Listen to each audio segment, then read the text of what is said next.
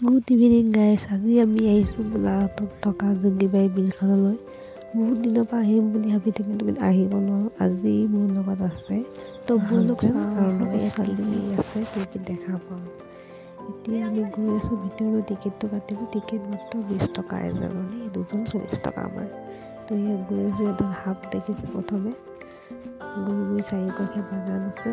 ইয়াত দুখন দলং টাইপ আছে আৰু অলপ খেলিব এটা ডাইনাছৰো আছে, য'তকৈ তাৰ নেজটো ভাঙিব। আগত ভাল আছিল, কিন্তু এতিয়া তাৰ নেজটো ভাঙি গ'ল দেই। আগৰ নিচিনা আগত যেনেকৈ এতিয়া চাব পাইছোঁ। আমাৰ তাই আহি অকল খেলাতে ব্যস্ত হৈ গ'ল দেই।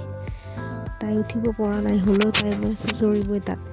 বাপেকে পৰিব বুলি যি কি নহওক কিমাননো সোমাই থাকিব ন। অলপ কেতিয়াবা হ'লে ওলাই যাব লাগে মানুহ ফুৰিবলৈ, নে কি কয়?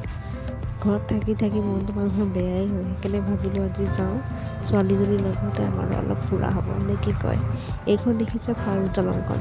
যিহেতু অকণ দলংখন বিলখন আছে তলত, এইটো দেখিব পাৰিছে এটা বগলী। এই বগলীটোৱে ৰিয়েল নহয় দেই, এইটো সজাই থোৱা এটাহে।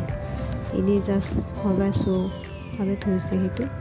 এইফালে এটা আছে ৰেষ্টুৰেণ্টটোৰ আগত চলিছিলে, চাৰিওকাষে দেখিব পাৰিছে অকল সেউজীয়া আৰু বিলততো ক'বই নালাগে। বিলত চাৰিওকাষে পদুম ফুলেৰে ভৰি আছে। এতিয়া আমি বিলৰ পৰা ওলাই গৈ আছোঁ।